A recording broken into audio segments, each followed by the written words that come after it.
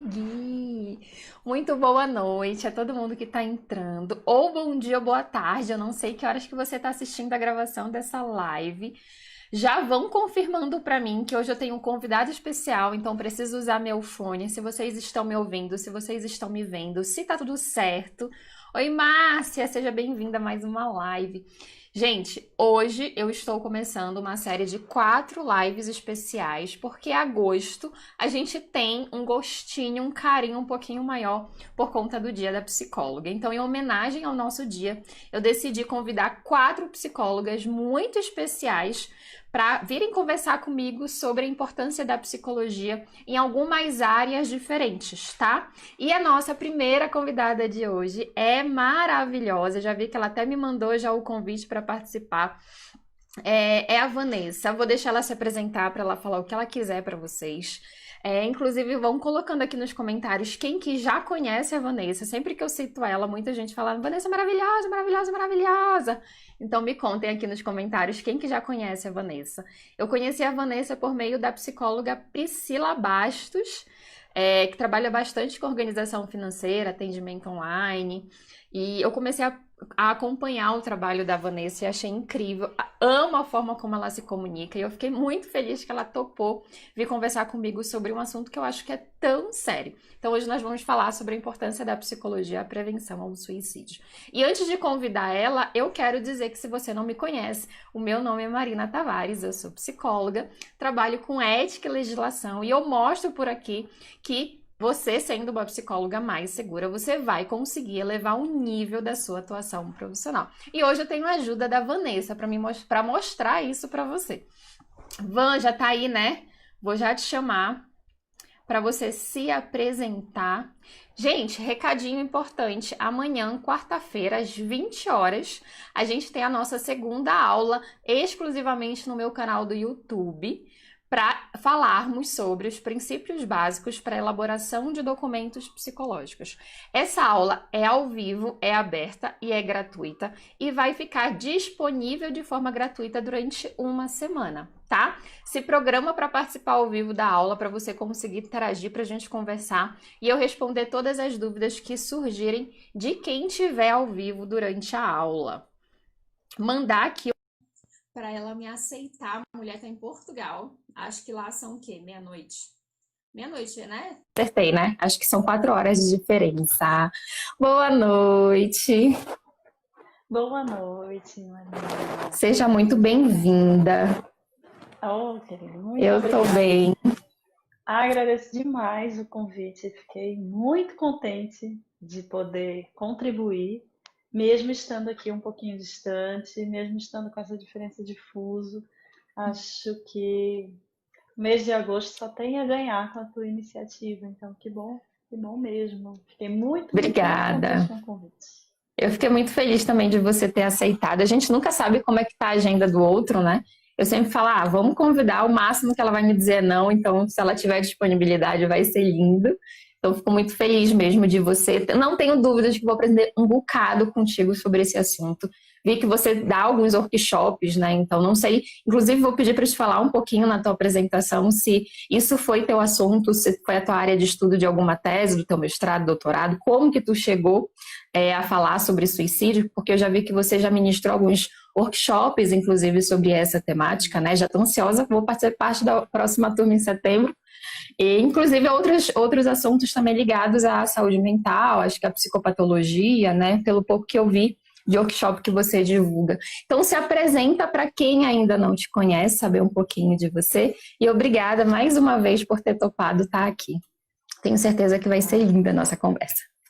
É um prazer e já adianto também convite a você para a gente poder fazer mais trocas e poder pensar um pouco mais a ética e a legislação no âmbito do Brasil.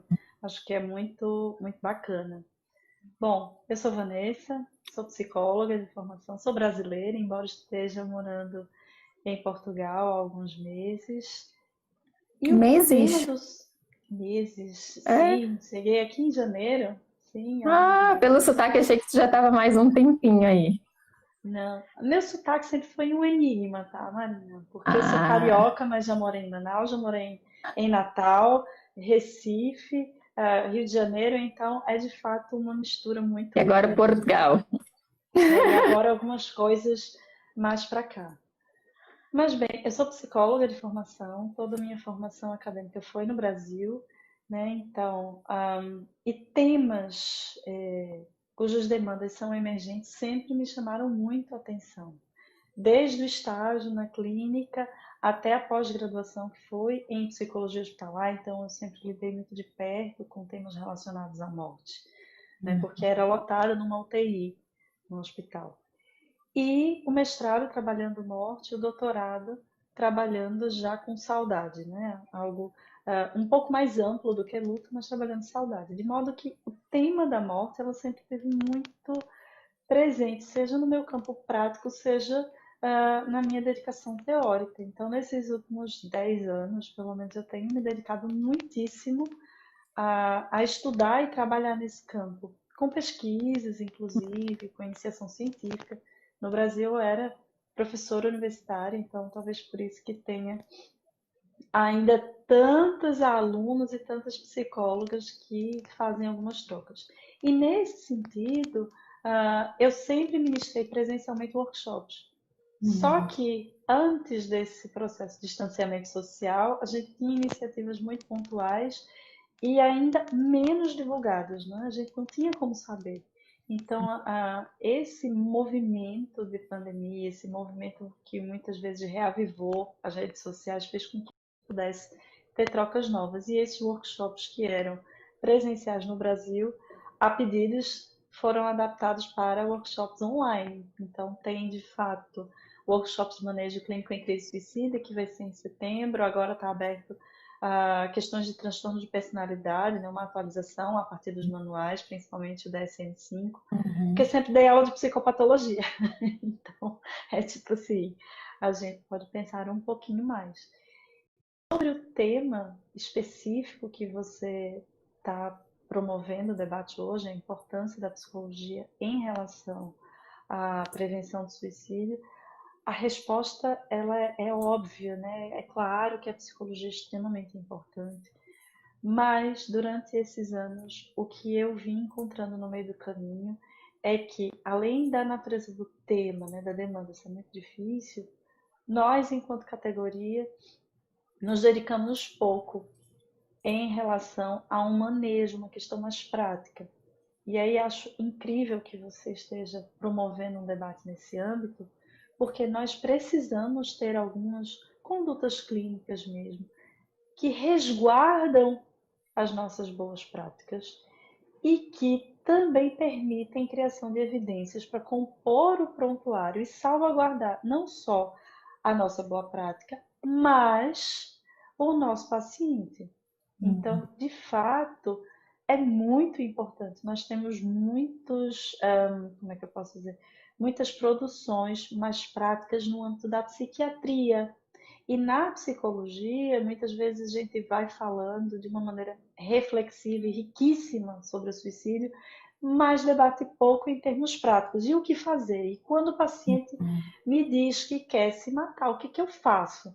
Né? Então, a alternativa A, eu saio correndo, B, ligo para a supervisora na hora, no atendimento, o que é que eu faço? Então, essas são perguntas que foram aparecendo ao longo dessa prática e que acho que hoje a gente consegue fazer uma troca cada vez, mesmo em rede social, mais aprofundada. E eu não sei, a gente até montei, né, um roteirinho, gosto muito de trabalhar para a gente ter um guia, mas eu nunca respeito muito meu roteiro, porque eu acho que eu vou trazer um negócio que a gente ia falar mais lá no final, porque tu citaste, eu vou misturar o nosso roteiro, tá? Tu comentaste muito da produção científica, não sei se foi impressão, porque assim, eu nunca me dediquei para me capacitar. O teu vídeo está até travando um pouquinho, mas eu acho que está dando para o pessoal acompanhar, né? Então, eu nunca estudei a fundo, né? Então, a questão da morte, eu sempre me identifiquei muito em estudar. Eu lembro que o meu TCC na faculdade foi sobre morte, né? Voltado para a área da UTI lá em Macapá. Então, a UTI que a gente tinha na época não eram tantas opções, mas era a visão dos profissionais de saúde em UTI sobre a morte, de como é que eles lidavam com isso. E aí acabei não dando continuidade aos estudos para essa área, né? E aí, me preparando para a live contigo, eu fui pesquisar, fui estudar sobre o assunto e eu encontrei realmente muita aula, muito conteúdo com esse olhar mais da medicina, da psiquiatria, inclusive, muito conteúdo sobre psiquiatria para psicopatologia, para diagnóstico, né? E eu não encontrei tantos artigos científicos, por exemplo, falando da importância da psicologia para. Então, não foi impressão minha, né? Realmente, a produção científica em relação à prática da psicologia ainda é algo muito pequeno nesse assunto, né? Sim, fazendo um mapeamento em relação às produções científicas em torno do suicídio, psicologia muitas vezes perde para o campo da enfermagem, inclusive. Não é só psiquiatria, nós produzimos pouco sobre suicídio. Nós falamos muito, nós temos algumas iniciativas importantes nos SPAs, enfim, nas faculdades, mas em termos de produção científica, a gente ainda carece, de fato, de pensar boas práticas, inclusive pensando a categoria profissional. Porque quando a gente ainda chega no campo da psicologia, às vezes é o suicídio para psicanálise, suicídio na gestalterapia, suicídio na TCC, suicídio na não sei o quê. De modo que a gente não consegue fazer uma articulação ética, inclusive, para a categoria, entende? É como se a gente colocasse algumas lentes e fosse selando o que poderia funcionar ou não no âmbito da clínica. E aí pensar em termos de clínica psicológica, por exemplo, que uma pessoa diga, não é, que, enfim, tem um plano e que elegeu determinados métodos, tem acesso, isso é um risco altíssimo. Então nós começamos a não ter uma avaliação de risco mais objetiva, inclusive, então as pessoas se perdem na hora de justificar determinadas condutas em termos até de produção de prontuário ou do que vai fazer, mas o medo é o que vai movendo a conduta clínica do psicólogo. E aí não é uma base consistente, não é uma base teórica, não é isso que a gente está querendo fazer. Né? Então, de fato, sim, nós temos pouquíssima produção. Tá certíssimo. A gente pede até para a enfermagem. E não sabia desse dado da enfermagem, né?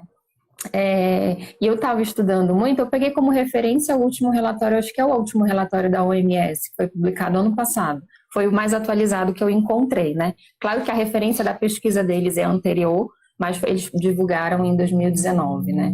E eu falei, gente, são números muito, muito gigantes, assim, que eu falei até no post que eu fiz, né? Eu fiquei horrorizada, eu fiquei triste, e junto a tudo isso, tem a falta de capacitação da nossa categoria, que é o que tu está dizendo, né? E eu até comecei a me pensar, então acaba que sendo eu acho que é necessário uma capacitação básica para a nossa categoria, porque os números aqui no Brasil estão aumentando, né? Pela referência da OMS, no Brasil, a cada 45 minutos acontece uma morte por suicídio. No mundo, é a cada 40 segundos. E aqui no Brasil, aumentou comparado ao restante do mundo. Então, no mundo, pelo que eu vi no relatório, tem uma queda desse número, mas aqui no Brasil a situação está aumentando por esse tipo de morte, né? Então, já não passa a ser algo específico, né?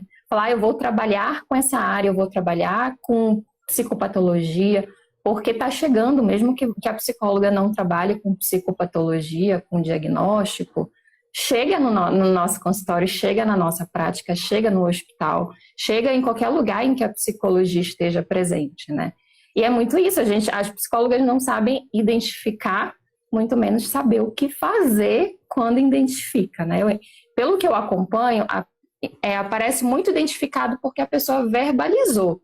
Então, antes de verbalizar, já tem os fatores de riscos que a gente precisa saber identificar e avaliar, que vai muitas vezes além da verbalização, né? Quando a pessoa verbaliza, aí eu vejo que a psicóloga meio que se desespera, tá, e agora? O que é que eu faço com isso? Como é que eu registro no prontuário? Eu quebro o sigilo, não quebro o sigilo? Então, eu vejo que tem... E era uma pergunta que eu queria saber da tua opinião, assim. Então, você acha que É uma capacitação que se torna básica, né? Não é mais por área de atuação. Sim, sem dúvida. Acho que pensar temas relacionados à morte, principalmente luto e crise suicida, deveria ser para toda a categoria. Porque é certo que vai aparecer em algum momento, sabe, Marina? Não dá para dizer assim, ah, não, eu não vou atender, porque você eventualmente está atendendo alguém e essa pessoa pode entrar em crise e pode surgir depois uma demanda relacionada a suicídio ou mesmo a luto, né? Não tem como. E nesses últimos anos no Brasil, né, havia um pacto de redução, não é, da quantidade de suicídios pela OMS. No entanto, o Brasil não conseguiu seguir as recomendações já colocadas pela OMS, pelo menos desde o século passado, pelo menos desde Nossa, 98. E aí, que é, por exemplo, a começar pelo grande desmatamento que a gente teve na Amazônia há alguns meses, eu não posso esquecer disso, sim. porque nós temos comunidades rurais, comunidades indígenas e comunidades quilombolas, como aquelas que têm as taxas mais altas de suicídio. É o segmento que mais tem. Então, o desmatamento que o Brasil sofreu em relação à Amazônia há alguns meses, não sei se vocês estão lembrados dessas notícias, Vem teve um impacto acontecendo, né? fortíssimo, Agora está escondido, mas continua não acontecendo, é? né? Então, tem um impacto fortíssimo, porque a essas comunidades não é só, como é que eu posso dizer, plantações que se perde memória, se perde lugar de referência, se perde noções de ancestralidade. Então, é certo que a taxa de suicídio, que já era 4 vezes maior do que a população no modo geral, vai aumentar.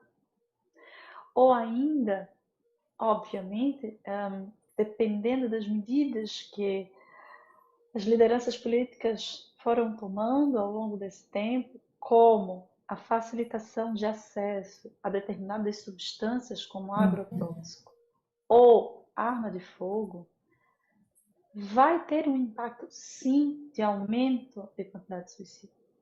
Esse momento que nós estamos passando, em termos de distanciamento social, no qual a gente já tem algumas evidências de aumento de violência doméstica, seja violência contra a mulher ou violência sexual, incluindo abuso sexual, nós vamos ter ainda repercussões clínicas nos próximos anos de aumento, sim, de taxas de suicídio devido a esse momento que a gente está passando. Então, se aumenta a quantidade de casos, não só no momento já de crise por pandemia e mercado, mas daqui a alguns anos, a consequência dessas violências que estão sendo aumentadas também podem resultar em um aumento de números de mortes por suicídio.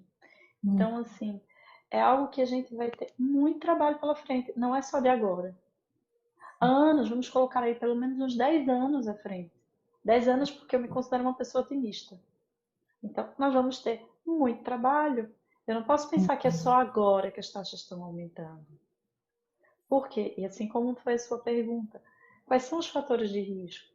Se eu consigo, pelo menos a partir da literatura, dividir aí duas categorias em relação a fatores de risco, que são os fatores proximais e os distais. E o próprio nome já está sugerindo, né? Proximais, que são aqueles que acontecem ou que emergem mais próximos mesmo à crise suicida, e distais porque são mais distantes. Portanto, vamos pensar aí os distais como aquilo que cabe em relação a uma certa herança genética, alguma predisposição genética nesse sentido, histórias da infância, se eu penso adultos, né? Histórias na infância de traumas, de negligência, de abuso, de abandono, tudo isso pode influenciar ao longo da vida e são considerados como fatores distais.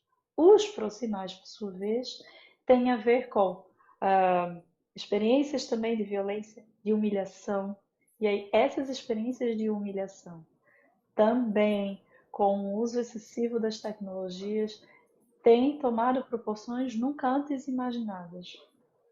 Então, a humilhação hoje, que eu estou dizendo, não é só uma exposição que eventualmente acontecia no âmbito da escola e ficava por ali na comunidade escolar.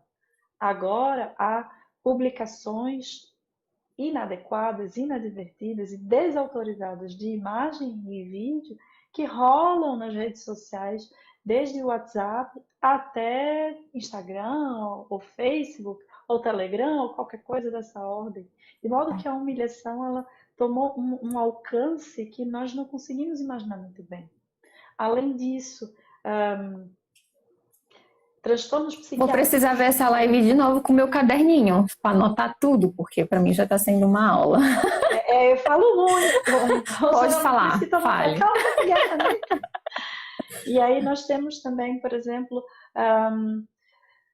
separações, rompimento, desemprego é fator de risco. Tudo isso aumentou, né? Rompimentos também, rompimentos de relações, né? A gente já está em um processo de distanciamento social.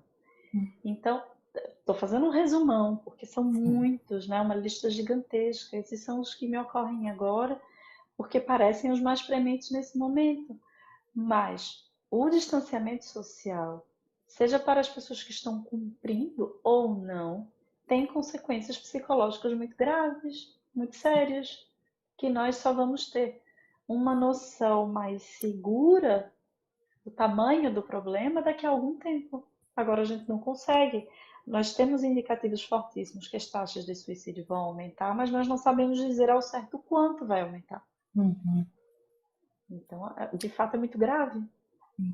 Até porque eu vejo que, por conta dessa falta de conhecimento dessa área, né? E eu venho pensando cada vez mais. Eu tenho estudado muito por hobby a questão da psicopatologia. Falei, gente, eu estou encantada com essa área. Não é minha área de atuação, mas estou estudando porque é um assunto que eu gosto.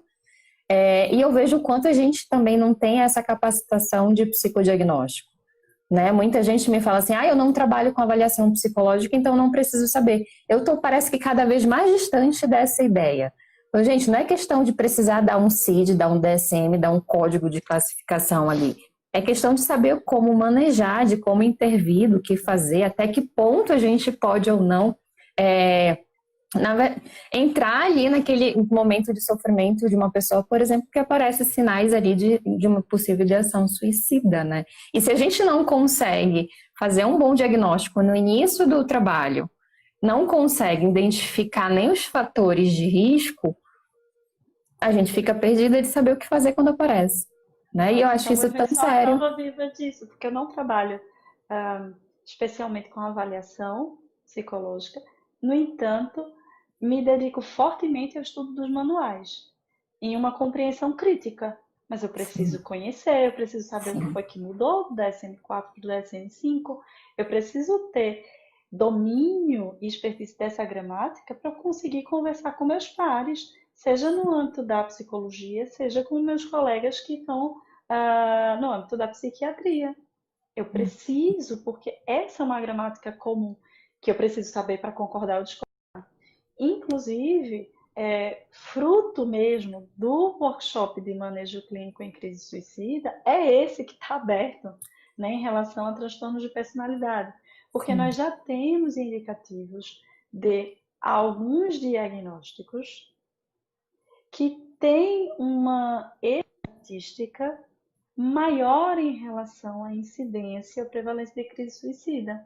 O que isso quer dizer? Então, transtorno de personalidade borderline, histriônica, narcisista, e agora saindo do eixo de personalidade, mas podendo pensar um pouco mais de transtornos orgânicos ligados a abuso de substância. Vi que o transtorno de humor, né? Bipolaridade, exatamente. Que eu tenho visto assim, o quanto é difícil conseguir diagnosticar o transtorno bipolar, né? Acho que justamente porque toda vez parece que se apresenta de uma forma, vamos dizer assim, né? E se não consigo diagnosticar nem a questão de base, como conseguir trabalhar na prevenção de suicídio? Eu vi que o número é altíssimo, né, relacionado desse tipo de morte, não só com transtorno depressivo, que muita gente acha que no senso comum é o que mais vem, mas tem uma correlação muito forte, mas também com outros tipos de transtorno, né, que muita gente, se não estuda, não faz nem ideia, né? Exato. E aí é curioso porque, veja, chamar a atenção que nós estamos apontando uma relação cujas estatísticas apontam que há uma taxa maior. Mas veja, transtorno de personalidade ou qualquer outro tipo de transtorno psiquiátrico não causa suicídio, Sim. né? Isso é importante Uhum. frisar, porque depressão não causa suicídio. Mas Uhum. nós temos aí uma correlação entre essas duas entidades nosológicas, depressão e comportamento suicida, que estão interrelacionados. Então, Uhum. eu sei que há uma chance maior de alguém que tem algum tipo de diagnóstico, e obviamente pensando no diagnóstico adequado, né, bem feito, Uhum. Sim. que tem uma chance maior sim de entrar em crise suicida. E aí Uhum. chama a minha atenção, nesses últimos anos, o transtorno de personalidade borderline.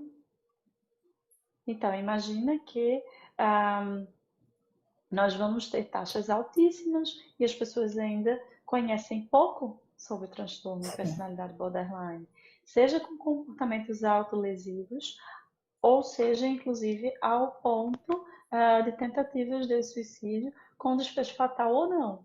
Então, tem alguns termos também, sabe, Marina, que eu gosto sempre de ir Uhum. dizendo, porque nunca tem uma tentativa de suicídio com sucesso, por favor.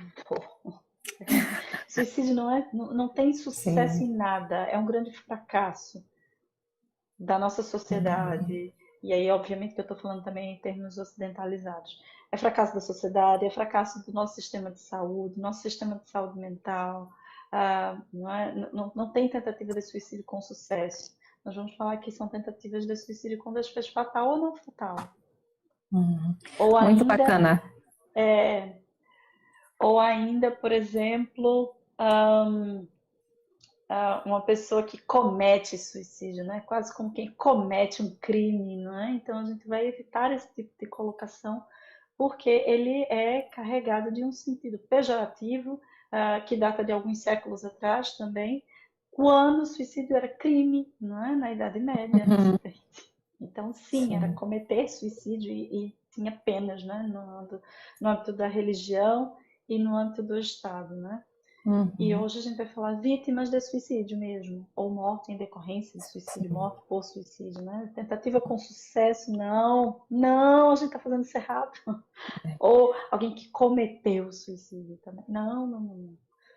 Pra E gente acho muito mapear as bacana tu pessoas. trazer isso, porque a minha formação desde a faculdade é em psicanálise. E aí, no meio dos meus estudos, acabei. Minha visão de mundo de sujeito à psicanálise, né? Por mais que eu não esteja em clínica, por exemplo. Falei, bom, deixa eu revisitar aqui a questão do suicídio na psicanálise. E ela tem uma linha muito pro lado lacaniano, e aí até comentaram aqui, eu vou frisar esse comentário, que tem essa visão de sucesso. Né, que é como se fosse um ato do ser humano que fez o maior sucesso que alguém poderia cometer. Falei, gente, mas não tem lógica nenhuma a gente falar disso, ainda mais ensinar isso, né? Para uma categoria que não tem capacitação na área. Eu falei, gente, isso é tão arriscado, isso é tão perigoso, porque é uma questão de saúde pública, né?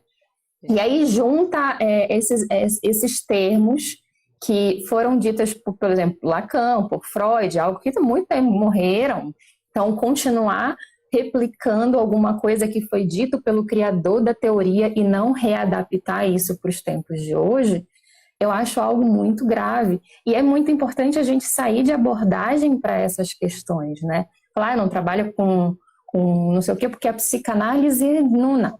Psicanálise não. Ah, não, mas tem que ser TCC, porque a TCC é o melhor tratamento. Eu acho que vai muito, muito além de abordagem. E a psicóloga precisa saber em que momento ela precisa abrir mão dessa abordagem que guia a observação e a escuta dela, para conseguir identificar esses fatores de risco, né? Senão não consegue, não olha para isso, né? Perfeito. Inclusive, Marina, o que você está falando também é muito sério. Porque antes se tinha como uma perspectiva mais ampla, de fato, uma abordagem mais psicanalítica, pensando termos como suicídio passivo e Sim. essa díade entre pulsão de vida e pulsão de morte, e portanto a pulsão de morte poderia ter um sucesso e etc, etc. Mas atualmente, para pensar suicídio, nós temos um ramo da ciência mais específico chamado suicidologia Sim. e que é a partir dessa dedicação de estudo que inclui sim, agora claro, leituras da psicanálise, leituras fenomenológicas, existenciais, humanistas, tal, tal, tal, sociológicas, em que o suicídio é considerado como um problema de saúde pública. Hum, Portanto, tem a ver com uma questão que o Estado não pode se omitir.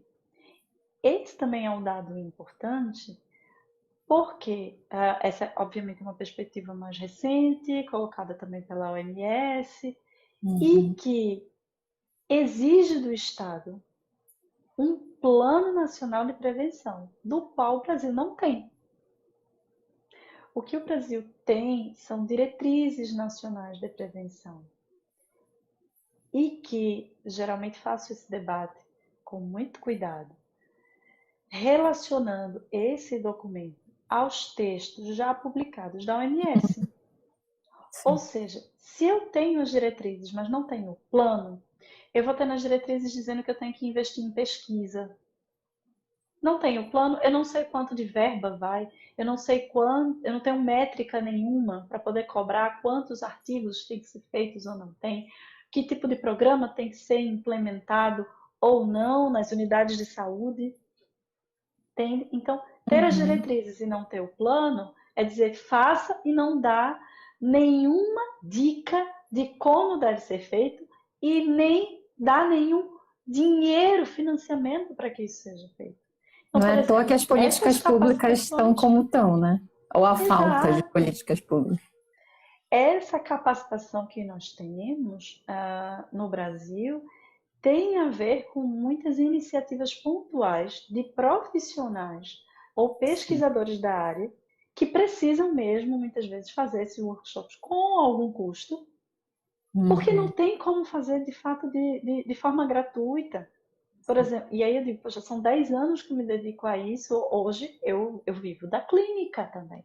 Então Uhum. não dá para se fazer alguns eventos sem que haja custo com isso. Sim. É importante de se dizer, porque é para ser para toda a categoria, a luta que nós fazemos. Na época que eu estava no Brasil, no CRP 02, que é o de Pernambuco, eu estava na época como delegada, a gente ia pensar em fazer uma cartilha junto com Jesus Moura, a gente estava movimentando, e na época eu fiquei grávida, né? E aí eu realmente dei uma pausa e não deu para prosseguir. Uhum. Mas o CRP 02 ele tem também se dedicado muito a isso, tanto que eu também estava grávida nessa época, quando o CFP fez os diálogos digitais e lá em Brasília fomos alguns profissionais para poder pensar. E aí eu fui com meu buchinho pequenininho de 2 meses, eu estava lá. Não foi barriga de rodízio, já era minha filha.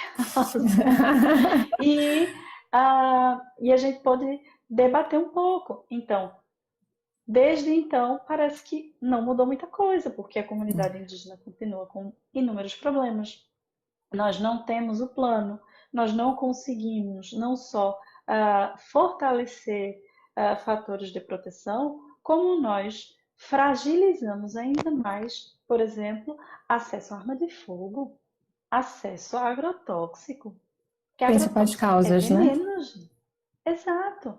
Então nós facilitamos meio, essa é a forma mais básica de prevenir, que é dificultar Uhum. acesso aos meios. E o que aconteceu no Brasil veio na contramão de tudo que a gente já sabe, porque foi facilitado acesso. Então, Uhum. estamos mal. Caminho é muito longo. Parece que a gente nem começou, né, um trabalho de prevenção. E até comentaram também aqui. O mais louco de tudo isso, que de tanto que eu já li sobre o assunto, artigos científicos e não, é o quanto podem ser evitadas essa morte. Eu acho isso surreal. Como que pode ser? São números gigantes que podem ser evitados, e parece que o trabalho para se evitar não é prioridade, né? Parece que não é algo que vale a olhar para isso no momento, porque tem outras questões mais importantes. Eu fico, gente, eu fiquei assim, horrorizada por ter todos Exato. esses dados atualizados, né? E aí a gente vai ter uma estatística que, se não me falha a memória, é de 90% das mortes por suicídio podiam ser evitadas. Então, a gente vai pensar que o suicídio, de modo geral, é uma morte que pode ser evitada. A gente pode prevenir. Sim. E aí é curioso porque a prevenção, é claro que aqui no nosso debate a gente está chamando a atenção para a atuação da categoria profissional de psicologia, mas ela inclui desde a humanização e ocupação do espaço público. Gente, iluminação. Iluminação nas ruas previne, inclusive, mortes em decorrência de suicídio. Não só mortes violentas, né? Mas mortes em decorrência de suicídio também. Que nós tenhamos pontes nas cidades que tenham proteção e tenham iluminação, também. Uma campanha no Japão que aumentou fortemente os fatores de proteção foi iluminar melhor as pontes e colocar mensagens esperançosas assim, em alguns outdoors, ou mesmo no parapeito das pontes, de modo que as pessoas, quando veja que coisa simples e barata, não é? De modo que as pessoas, quando estavam passando, tinham algum tipo de acolhimento, incluindo, e aí a psicologia ajuda nisso também, incluindo imagens ou mesmo fotografias de pessoas olhando e falando, sabe? Olhando assim diretamente para a câmera e com alguma mensagem. Isso tem um impacto muito forte que vai humanizando os espaços públicos.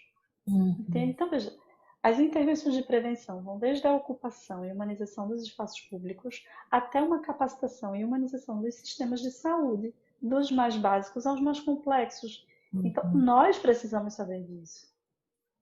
Nós precisamos saber, pelo menos ter uma noção ampla de que ocupar os espaços públicos é importante. Ou seja, o que fazer em tempos de distanciamento social? Mas eu não posso ocupar os espaços públicos. O psicólogo vai ser exigido ao fio da navalha, na sua criatividade, para promover formas alternativas de encontro. Nesse momento, encontros virtuais. E que nem por isso tem menos presença. Não é? Desde que seja feito com cuidado, enfim, com intensidade. Né? Então, pegando, né, uma parte um pouquinho mais técnica do que a gente está conversando, o quanto identificar tudo isso, os fatores de risco, por exemplo, né, o que pode aumentar numa correlação, por exemplo, transtornos mentais ou não. Então, assim, eu não tenho dúvida que a gente está falando só um pouquinho, só um pedacinho, é só a pontinha do iceberg, a gente não tem nem pretensão de fazer um curso sobre isso, tu tem workshop para isso, né? Mas a ideia seria pensar assim, indicar, falar para as psicólogas, falar, vocês precisam se capacitar para isso, independente da área, independente da abordagem. É importante estudar, sim, sobre psicopatologia, inclusive, porque vou até pedir para te falar um pouquinho, né, que surge muito nessa correlação. Tem uma porcentagem muito grande das mortes por suicídio com essa correlação de transtornos, né, psiquiátricos, psicológicos. Então, acho que o primeiro ponto para a gente seria buscar capacitação nessa área para conseguir identificar esses fatores de risco. Porque só depois a gente consegue pensar nas estratégias, no manejo, na nossa intervenção, né? Sim. Inclusive, falando, claro, né, em termos muito generalistas, mas nós vamos ter aí um nível mais grave em termos de risco de suicídio quando há tentativas prévias, né, há tentativas anteriores de suicídio, quando há coincidência de um transtorno mental, né, então, houve tentativas prévias e a pessoa tem um diagnóstico, ou ela está passando por um momento de humilhação, ou uma forte experiência estressora. Pode ser, por exemplo, sofrer por uma demissão, certo? Principalmente se a gente está falando agora de crise econômica. Esses 4 fatores em conjunto já nos indicam um dos níveis mais graves em relação a risco de suicídio. Ou ainda ter sido exposto a um suicídio. Atenção, ter sido exposto a um suicídio é ter passado pela experiência de alguém próximo, alguém que você guarda uma relação razoavelmente significativa e que morreu em decorrência de suicídio nos últimos 5 anos.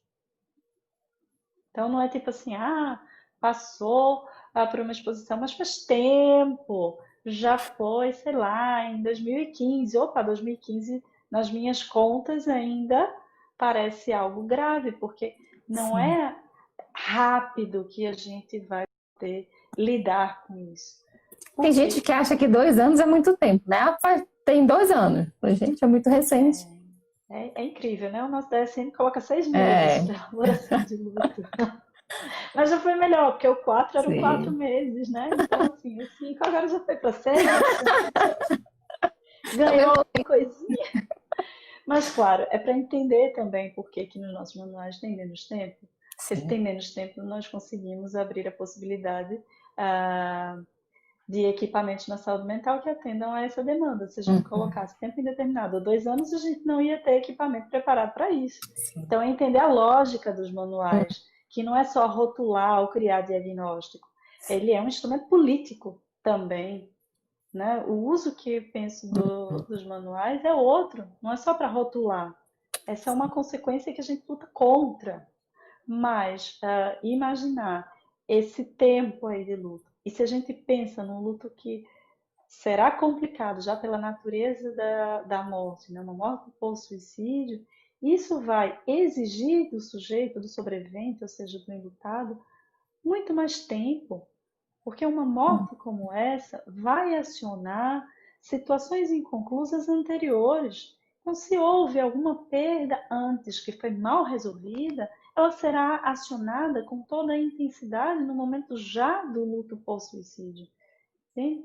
Então, quando nós estamos falando de um processo de luto, eu não estou falando só dessa perda recente, Uhum, seja a perda primária por morte, sejam as perdas secundárias em relação às perdas materiais, convívio, etc, etc.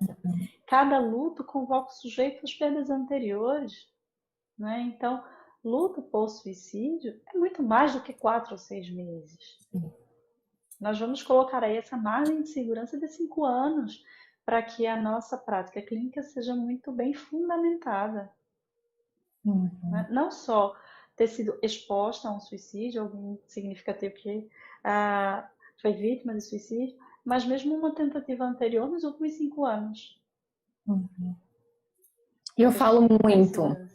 Eu falo muito porque eu vejo, eu fico muito pensando, eu não sei se é só uma questão da nossa graduação aqui no Brasil, né? Ou se é, sei lá, nosso perfil, não sei o que que é, isso eu sei que a gente parece que tem uma visão muito assim, né? Eu aprendi que na psicanálise lá no tempo de Freud era assim, então eu tenho que replicar assim. Eu aprendi na faculdade que diagnóstico rotula, essa ideia veio muito na minha graduação, eu acho isso muito contraditório, mas é muito forte essa ideia de que DSM, que CID, que diagnóstico é ruim, porque a gente não pode rotular uma pessoa. Então, desde a faculdade tem essas construções bem que a gente sai replicando, né? A gente não questiona, a gente sai. Então, a faculdade ensinou que é ruim, então não vou nem estudar, porque eu não quero trabalhar com diagnóstico para rotular ninguém. Então, a gente não consegue ver a lógica das coisas, né? A lógica de um funcionamento, de como utilizar um DSM, de como utilizar um CID, de como intervir a partir do nosso olhar, que é guiado por uma abordagem teórica para casos limites, né? Um caso com ideação, envolvendo automutilação também. Eu sei que tu, acho que tem cursos, workshops, né? Também sobre automutilação. Uhum. E isso também é fator de risco, né? Que pode ser Sim, identificado. sem dúvida. É claro que a gente precisa fazer algumas. Nossa, meu pé na sala de aula não sai, porque é uma mania de querer falar de conceitos, de coisas, mas que acho que ajuda também. Porque quando a gente vai falar de comportamentos autoagressivos nesse âmbito, nós vamos pensar comportamentos autolesivos, a exemplo do cutting, por exemplo, esses cortes Uhum, superficiais que eventualmente acontecem nos membros superiores e inferiores ou na parte interna do dorso, né, esses cortes mais fininhos, até mesmo a outros comportamentos como engolir pérfuros cortantes, ficar tirando casquinha o uhum, tempo todo de ferida, de modo que não permite cicatrização, roer essa pele das unhas, não é? Ok, esses são comportamentos autolesivos. A automutilação é um comportamento autoagressivo ainda mais grave, porque, pela própria natureza conceitual, quer dizer que houve extirpação de uma parte do corpo, não é? Então, muitas vezes a automutilação ela é presente em casos de algum tipo de funcionamento psicótico, como, por exemplo, tirar a própria orelha em uma crise de alucinação, ok? Então, é uhum. mutilar, não é? É tirar. Ok. E o comportamento suicida, ele também está no âmbito desses comportamentos autoagressivos. Só que comportamentos autolesivos e automutilatórios não têm a finalidade de pôr fim à própria vida.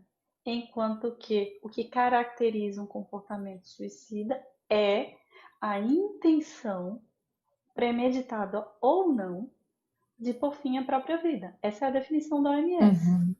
Então, nesse sentido, nós vamos pensar, a gente falou nessa estatística, né, 90% das mortes por suicídio podem ser evitadas.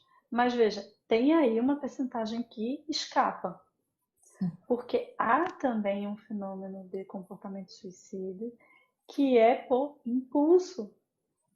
A gente Uhum. consegue fazer um planejamento de prevenção muito bem pensadinho, muito cuidadoso, mas também não dá para a gente assumir, e esse é um ponto importante, não dá para a gente assumir a responsabilidade existencial pelo nosso cliente. A nossa responsabilidade é uma responsabilidade clínica pelo cliente. Uhum. Isso eu repito muito, e vou repetir agora também. É A importante. responsabilidade com o nosso cliente, com o nosso paciente, é uma responsabilidade clínica, porque a Uhum. responsabilidade existencial é dele e essa responsabilidade é inalienável. Uhum. Então, o que isso quer dizer? Que por mais que a gente se dedique, a gente não vai dar conta da existência do outro. A gente vai fazer o máximo possível e imaginável dentro das nossas possibilidades profissionais e éticas para resguardar o que juridicamente a gente chama de dignidade humana, Uhum. né? Sim. De prevenção. No Uhum. entanto, em última e em primeira análise, a responsabilidade existencial é do sujeito. Uhum. E o quanto é difícil lidar com isso, né? Demais, demais. É. E aí, chamar a atenção para a questão da responsabilidade clínica é dizer dos cuidados que nós temos que tomar quando nós atendemos uma pessoa que está com uma demanda das mais graves possíveis, porque é risco de morte iminente, não é? Uhum. Então, saber que uma pessoa, por exemplo, está no nível mais grave, né, de risco de suicídio, isso implica chamar a família, chamar as pessoas mais próximas, para que elas possam tomar uma decisão que é muito difícil, porque pode ser uma decisão em relação à hospitalização Uhum. mesmo. Sim.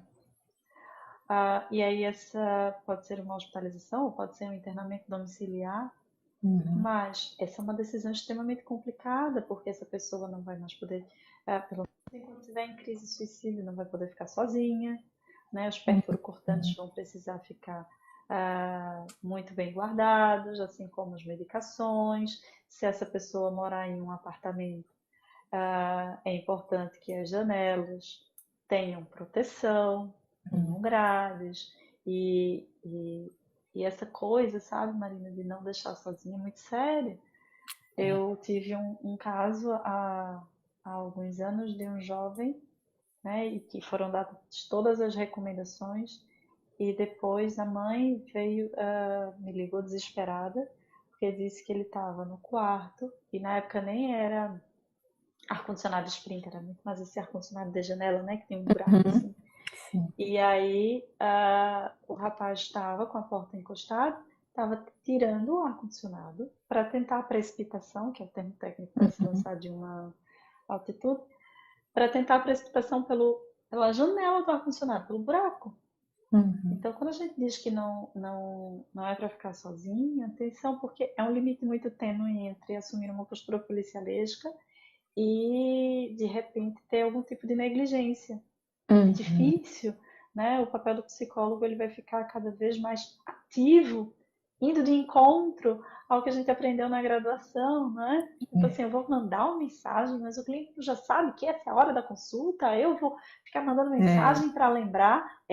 Vai. E a mensagem muito bem escrita para dizer assim: estou te aguardando, eu não vou fazer pergunta. Se você vem hoje? Não.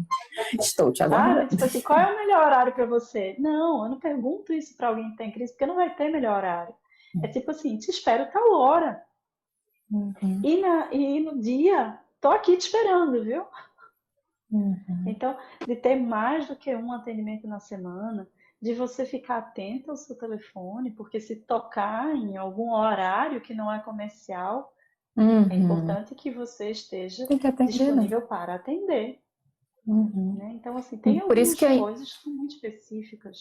a internação, geralmente em crise, a internação é muito importante, né?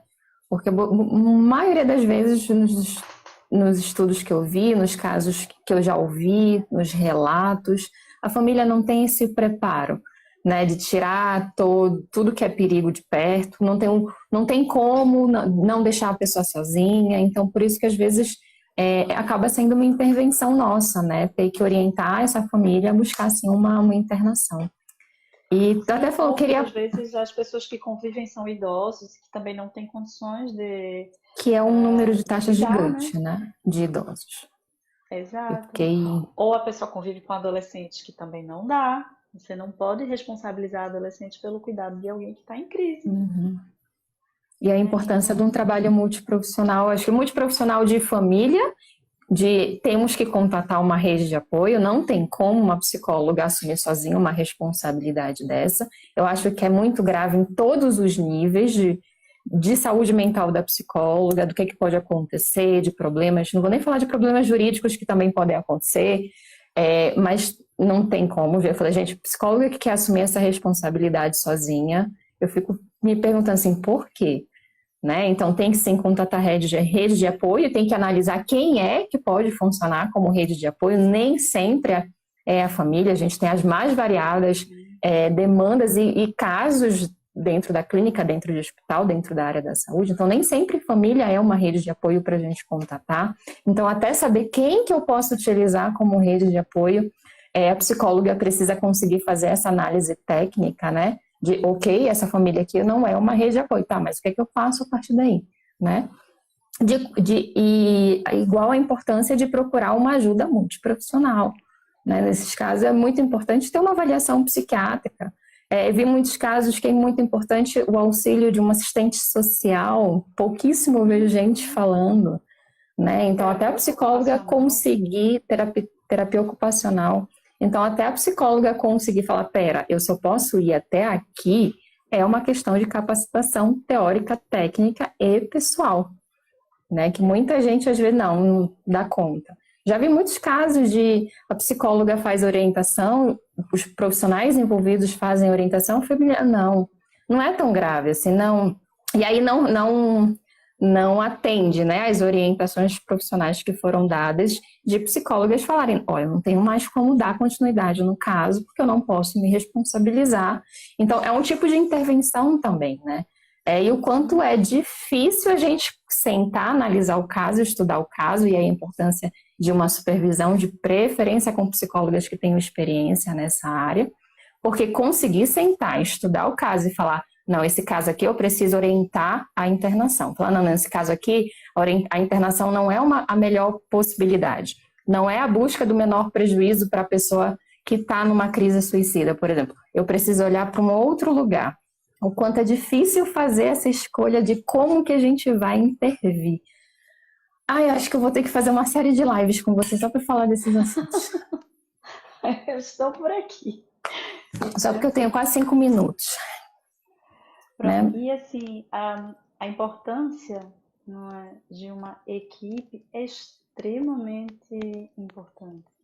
Então, se você é um profissional da psicologia que tem dificuldade ou tem alguns preconceitos muito bem Hum, guardadinhos em relação à psiquiatria, está na hora da supervisão, porque você vai precisar atuar diretamente com o psiquiatra, uhum. porque é Você sério, gostando ou não? gostando ou não, exatamente. Gostando. Não tem que gostar. E uma pessoa que está vivenciando, né, uma crise suicida, e está tendo um bom acompanhamento psicológico, psiquiátrico, está tendo uma boa rede de apoio, é muito provável que ela esteja, pelo menos nesse momento já de crise, se utilizando de um tratamento que também é medicamentoso. Então, a gente precisa estar muito afinado com o psiquiatra, para saber com ele também quais são as hipóteses diagnósticas que o psiquiatra tem, qual foi o sentido de pensar aquele tratamento medicamentoso. E obviamente que isso é uma competência médica, mas ele pode trocar com você, inclusive, para poder explicar, eventualmente, em termos da psicofarmacologia, quais são os efeitos colaterais, como é que vai ser a retirada daquela medicação, o risco que é aumentado quando há uma melhora súbita do paciente, ou mesmo uma alta em caso de bipolaridade, é risco. Então, saber esses detalhes, não são tão detalhes assim, né? Tudo tão básico, mas muitas informações, faz com que a gente tenha uma conduta clínica muito bem embasada. E aí sim, de fato, a gente consegue fortalecer a prevenção. Perfeito. E você precisa dialogar com o psiquiatra. Sim. Infelizmente, nosso tempo está acabando. Para eu conseguir deixar gravada a nossa live, eu preciso terminar antes do Instagram me expulsar, senão ele some com a live. Fala um pouquinho do teu workshop e aí a gente encerra com a tua fala, mas desde já eu já te agradeço muito pela parceria. Tem o presente, né, que a gente esqueceu de falar no Sim, por favor. Certo? Que eu vou falar rapidinho para caber nos 2 minutos. Mas quem está assistindo a live também tem um voucher promocional com um nome lindo que chama Marina Tavares Psi, tudo maiúsculo, tá? E aí, colocando esse voucher promocional, você ganha 10% de desconto. Então, é um desconto bacana, porque você ainda pode dividir em 12 vezes. E aí, o link pode chamar inbox, que aí eu respondo. E aí, claro, né? Quem está chegando agora, eventualmente não sabe, meu nome está ali em cima, perto do óculos da Marina. E é só chamar. Então, Marina Tavares Psi, tá lá. Vai ser um workshop que vai ser o domingo inteiro do dia 16. Não é o domingo do Dia dos Pais, pode ir tranquilo. Que aí a gente vai pensar um pouquinho sobre transtornos de personalidade, que foi fruto já dos debates em relação ao transtorno de manejo clínico em crise suicida. Que é um workshop maravilhoso. E você está convidadíssima, viu? Eu tô muito animada, tô empolgada. Vou aproveitar, principalmente o povo que tá chegando, falar tudo isso nos stories. Vou marcar a Vanessa, para quem quiser tirar as dúvidas, fala com ela. Vou deixar rasta para cima, vou fazer tudo pelos stories para ninguém perder, que eu acho que é um presente maravilhoso. E aproveitem, tá? Desconto é sempre muito bem-vindo, né? Obrigada mais uma vez. Espero que a nossa parceria agora seja daqui para frente para sempre. Obrigada por todo mundo. Tome café aqui comigo. Ou um expresso de segunda. Pronto, um expresso. Beijo grande e muito obrigada pela participação de todo mundo. Tchau, tchau. Querida, eu que agradeço. Tchau, tchau.